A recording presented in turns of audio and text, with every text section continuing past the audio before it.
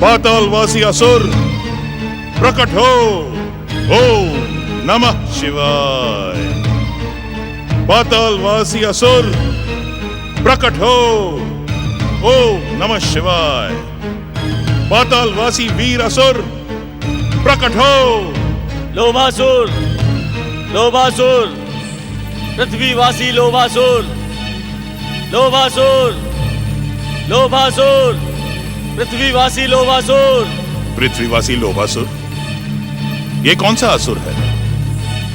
इसका नाम तो मैंने पहले कभी सुना नहीं। कहीं ये मेरा भ्रम तो नहीं? ओम नमः शिवाय। पातालवासी वीर असुर प्रकट हो। लोभासुर, लोभासुर, पृथ्वीवासी लोभासुर, लोभासुर, लोभासुर, पृथ्वीवासी लोभासुर। ओम गंगणपतये नमः।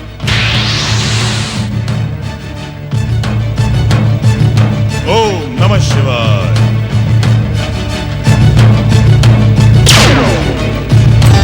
ओम गंगणपतये नमः। ओम गंगणपतये नमः। ओम गंगणपतये नमः। ओम गंगणपतये नमः। लोभासुर, गंगणपतये नमः। तुम असुर हो और तुम्हें असुरों के आराध्य भगवान शिव शंकर की आराधना करनी चाहिए। असुरों का वध करते हैं उन श्री गणेश की नहीं। ओम गंगणपतये नमः। लोभासुर, तुम मेरे प्रश्न का उत्तर क्यों नहीं देते? मैं दैत्य गुरु शुक्राचार्य हूँ। दैत्य जाति में जन्म लेने वाले हर असुर और दैत्य का गुरु। क्या तुम अपने गुरु को कलंकित और अपमानित करना चाहते हो? ओम गंगणपतये नमः। दुष्ट लोभासुर, यदि अब भी तुमने मेरे आदेश का पालन नहीं किया तो मैं अपनी सिद्ध मंत्र शक्ति का प्रयोग करके तुम्हें बलपूर्वक मेरे आश्रम पहुंचा दूंगा। ओम नमः शिवाय। लोभासुर, मेरी आज्ञा के अधीन हो। ओम गंगणपतये नमः। ओम नमः शिवाय। लोभासुर, मेरी आज्ञा के अधीन हो। ओम गंगणपतये नमः। हे दैत्यों के आराध्य भगवान शिव शंकर, क्या मेरी सिद्ध शक्तियां समाप्त हो गई हैं? क्या मेरी जीवन भर की शिव आराधना और शिव भक्ति असफल हो गई है? ओम गंगणपतये नमः। जय जय श्री मां गणेश। दयासुर, तुम यहाँ? दैत्य गुरु शुक्राचार्य, क्या आप ये नहीं जानते कि किसी भी सच्चे भक्त पर किसी भी सिद्ध शक्ति का प्रभाव नहीं होता? भक्ति की शक्ति के सामने तंत्र मंत्र यंत्र के साथ ही सभी सिद्ध शक्तियाँ व्यर्थ हो जाती हैं। दयासुर, दैत्य गुरु शुक्राचार्य, ज्ञानी ध्यानी होते हुए भी क्या आपको इस बात का ज्ञान नहीं है कि श्री गणेश श्री महागणेश के अवतार हैं? इस संसार में श्री महागणेश की इच्छा के बिना कोई भी कार्य संपन्न नहीं होता। हम सब कुछ जानते हैं। जय जय श्री महागणेश। तब तो आप ये भी जानते होंगे दैत्य गुरु कि आपने श्री गणेश की आराधना करने वाले एक सच्चे भक्त की तपस्या को भंग करने का प्रयास किया है, जो कि एक पाप है। इसके लिए आप श्री महागणेश के दंड के पात्र भी बन सकते हैं। दंड? भृगुपुत्र शुक्राचार्य को दंड? क्या तुम नहीं जानते दयासुर कि मैं भी भगवान शिव का भक्त हूँ और मेरे आराध्य भगवान शिव तुम्हारे महागणेश के अवतार गौरी पुत्र के पिता है। पिता का स्थान पुत्र से ऊंचा होता है। हर हर महादेव। तुम बुद्धिहीन और अज्ञानी हो दयासुर, इस सत्य को कभी नहीं समझोगे। दैत्य गुरु, आप मेरे पूज्य हैं। आपके अपशब्द भी मेरे लिए आशीर्वाद के समान है। परंतु जय जय श्री मां गणेश, सत्य तो सत्य ही रहेगा दैत्य गुरु। यदि आपको इस सत्य पर विश्वास न हो तो आप स्वयं जाकर भगवान शिव से पूछ लें। आपकी हर दुविधा का अंत हो जाएगा। मैं इस लोभासुर को लिए बिना कहीं नहीं जाऊंगा। तो आपको अपनी धुनी यही रमानी पड़ेगी दैत्य गुरु, क्योंकि ये लोभासुर तब तक श्री गणेश की आराधना को नहीं छोड़ेगा जब तक गौरीपुत्र श्री गणेश से अपना इच्छित वरदान प्राप्त नहीं कर लेगा। प्रणाम दैत्य गुरु। जय जय श्री मां गणेश। धन्य है आपकी कूटनीति महामंत्री जी, धन्य है। आपने महाराज और महारानी को इतने लंबे समय के लिए राजधानी से दूर कर दिया।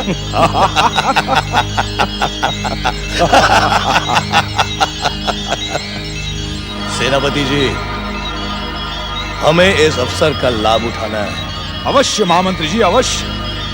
मैंने अपने सारे सैनिक सावधान कर दिए। विश्वास रखिए, सुहागी की गांव की ओर गए महाराज और महारानी लौटकर राजधानी नहीं आएंगे। राजकुमारी मलिका भी जीवित नहीं बचेगी। परंतु सेनापति जी, इस विशेष सैनिक टुकड़ी का नायक कौन है? नायक भी उन तक शीघ्र पहुंच जाएगा। सैनिक, आज्ञा सेनापति जी। सेना प्रमुख अजय सिंह मावान की काली पहाड़ियों में गुप्तवास कर रहे हैं। उन तक हमारा ये संदेश शीघ्र पहुंचाओ।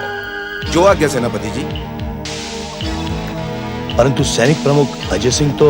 महामंत्री जी, इस बार हमें सफल होना ही है। सेना प्रमुख अजय सिंह के पराक्रम को आप नहीं जानते। हमने उसे संदेश दिया है कि महाराज और महारानी को यमलोक पहुंचाकर ही वो हमें अपना मुंह दिखाए। वैसे सेनापति जी, आपने उस अशुभ अभागन कन्या के लिए किस राजपुरुष का नाम सोचा है? नाम बताने का अवसर ही नहीं आएगा महामंत्री जी। यदि आ भी गया तो एक ऐसे अभागे वृद्ध को राजपुरुष बनाकर खड़ा कर देंगे जिसमें ब्याह करने की हवस हो। ठीक ऐसा ही वृद्ध उसके लिए अच्छा रहेगा।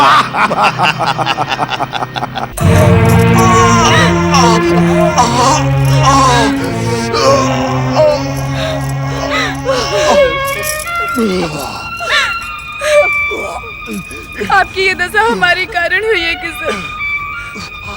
यदि हम यहाँ न आते तो आप इस तरह संकटों का पहाड़ न टूटता।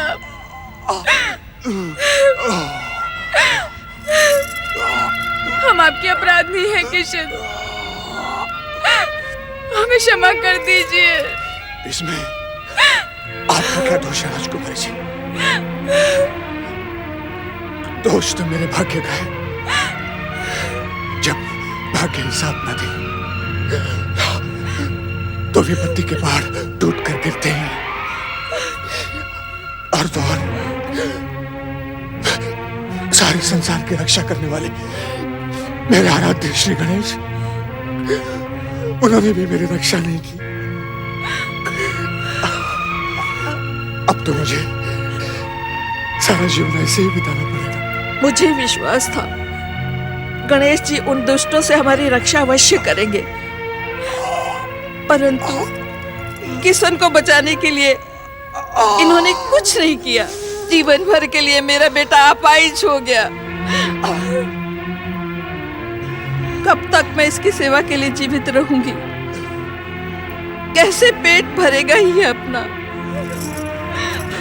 कौन विवाह करेगा इस अपाहिज से?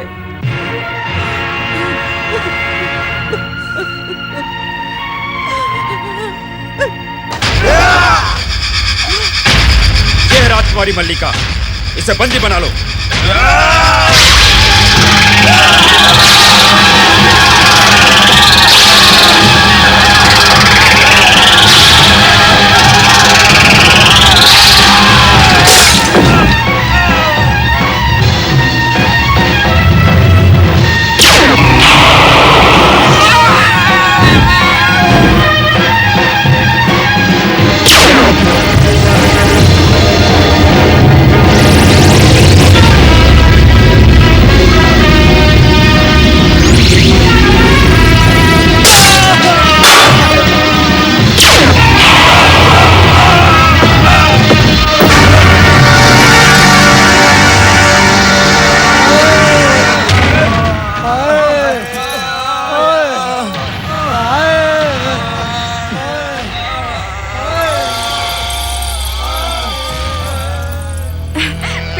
राजद्रोह करने वाली दुष्ट मल्लिका, हमारे चरण स्पर्श करने का तुम्हें कोई अधिकार नहीं है।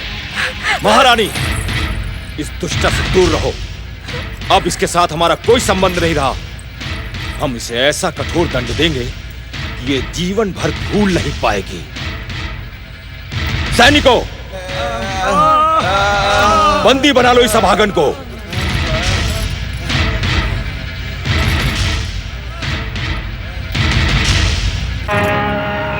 पिताश्री, बचपन से लेकर आज तक आपने हमें अपमानित करने का कोई अवसर नहीं छोड़ा, और आज आप हम पे राजद्रोह का झूठा आरोप लगा रहे हैं पिताश्री। हमारा आरोप झूठा नहीं, सच्चा है। नहीं पिताश्री, ये तो उन दोनों दुष्ट सेनापति और महामंत्री का षड्यंत्र है, जो हमें और आपको समाप्त करके इस राज्य को हथिया लेना चाहते हैं। जरा सोचिए पिताश्री, यदि हमें राजद्रोही करना होता तो हम आपके विरुद्ध सेना एकत्र करके उन दोनों दुष्टों को समाप्त कर सकते थे और स्वयं को युवरागी घोषित कर सकते थे। आप हमारी बात का विश्वास कीजिए पिताश्री, वो दोनों हमारे सच्चे हित चिंतक हैं। उन पर हमें पूरा विश्वास है। राजमहल से भागकर तुमने ये सिद्ध कर दिया है मल्लिका कि तुम हमारी राज प्रतिष्ठा को धूल में मिलाने पर तुली हो, और इस दासी के घर में रहकर तुम प्रजा को हमारे विरुद्ध भड़का रही हो। तुम्हारी दुष्टता क्षमा के योग्य नहीं है। सैनिकों, देख क्या रहे हो? इसे बंदी बनाकर राजमहल ले चलो।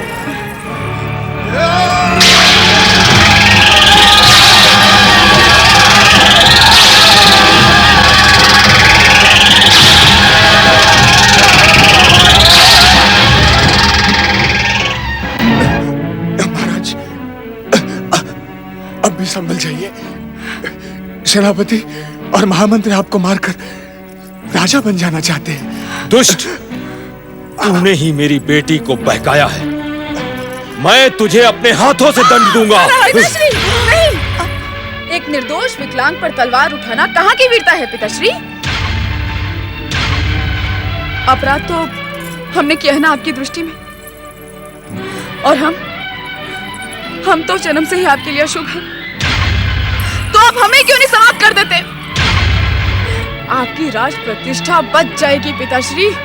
अपनी राज प्रतिष्ठा बचाने के लिए हमने तुम्हारा ब्याह करके तुम्हें सदा सदा के लिए अपने से दूर करने का निश्चय किया है, जिससे तुम्हारी अशुभ छाया भी हमारे राज्य में न रहे। सेनापति जी ने तुम्हारे लिए एक राजपुरुष का चुनाव भी कर लिया है मल्लिका। ये भी उन दोनों दुष्टों का षड्यंत्र है पिताश्री। वे विवाह के बहाने हमें भी समाप्त कर देना चाहते हैं, ताकि आपकी रक्षा करने वाला कोई न रहे। परंतु हम इस षड्यंत्र में कदापि नहीं फंसेंगे। जब तक वे दोनों वहां पर हैं, हम राजमहल नहीं जाएंगे। यह हमारा निर्णय है। लेकिन पुत्री, राजमहल का त्याग करके तुम जाओगी कहाँ? श्री गणेश की इच्छा से गति पाने वाला यह संसार बहुत विशाल है माताश्री। कहीं भी चले जाएंगे हम,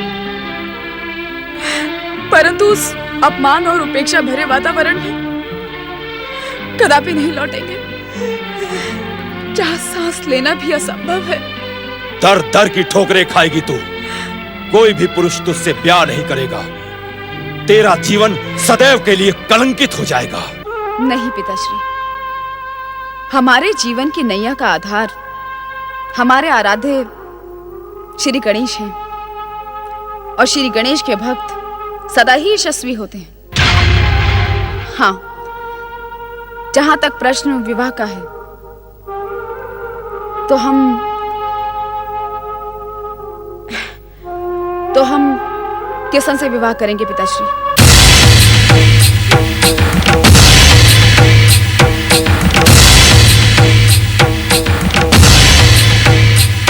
ये तो क्या कह रही है पुत्री? हम सत्य कह रहे हैं माताश्री। हमारे कारण किसन विकलांग हुए हैं। इनका जीवन अभिशापित हो गया है माताश्री, और इस शाप का तो हमें ही प्रायश्चित करना होगा ना माताश्री।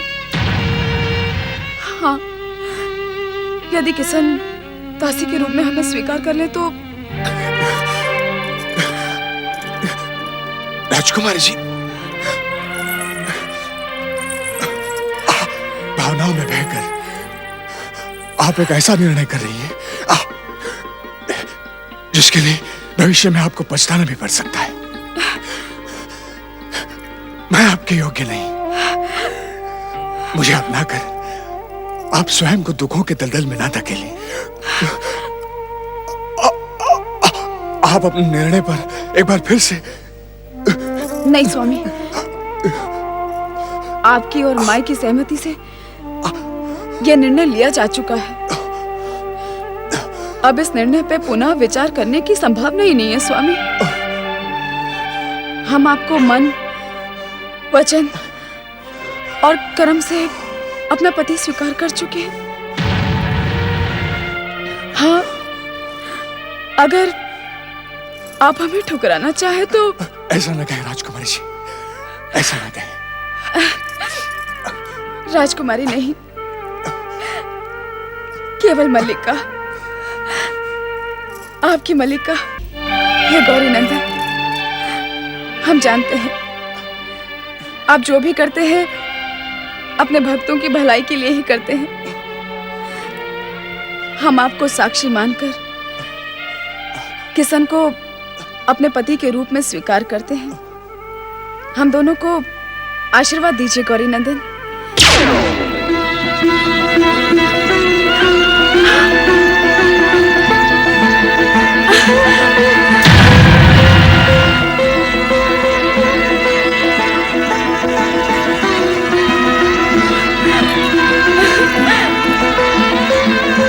जय जय श्री गणेश। हे दया निधान, आपने इन दोनों के संबंधों को अपनी स्वीकृति दे दी है। मेरे इन दोनों बच्चों पर ऐसे ही अपनी दया दृष्टि बनाए रखना प्रभु, ऐसे ही अपनी दया दृष्टि बनाए रखना।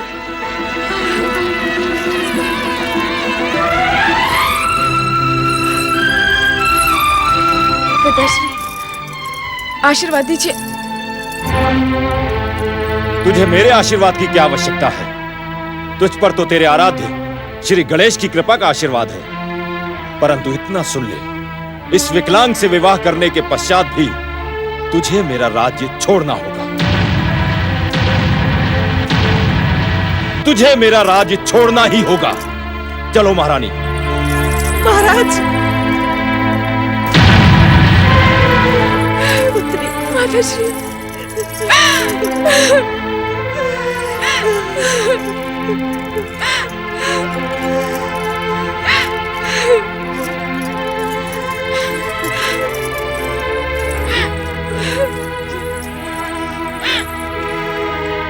पुत्री, पति की सेवा में ही पत्नी का स्वर्ग होता है।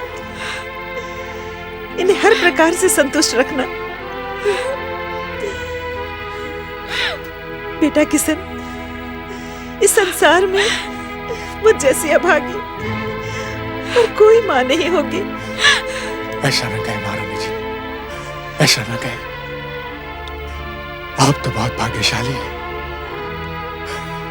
इन पर श्री गणेश की असीम कृपा है। सब ठीक हो जाएगा। पुत्री, मैं इतनी बेहोश हूं कि तुम्हारा कन्यादान भी नहीं कर सकती।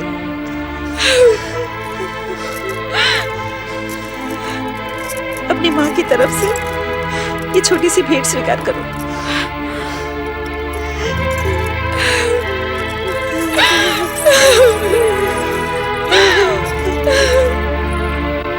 ओम गंगणपतये नमः। ओम गंगणपतये नमः। ओम गंगणपतये नमः। ओम गंगणपतये नमः। जय जय श्री महागणेश। ओम गंगणपतये नमः। गौरीपुत्र ने तो स्वयं कहा था कि लोभासुर को श्री गणेश भक्ति के लिए प्रेरित करो। अब जब इसकी तपस्या चरम सीमा तक पहुंच गई है तो गौरीपुत्र से वरदान क्यों नहीं देते? तुम अपना कर्तव्य भूल सकते हो दयासुर, किंतु हम नहीं।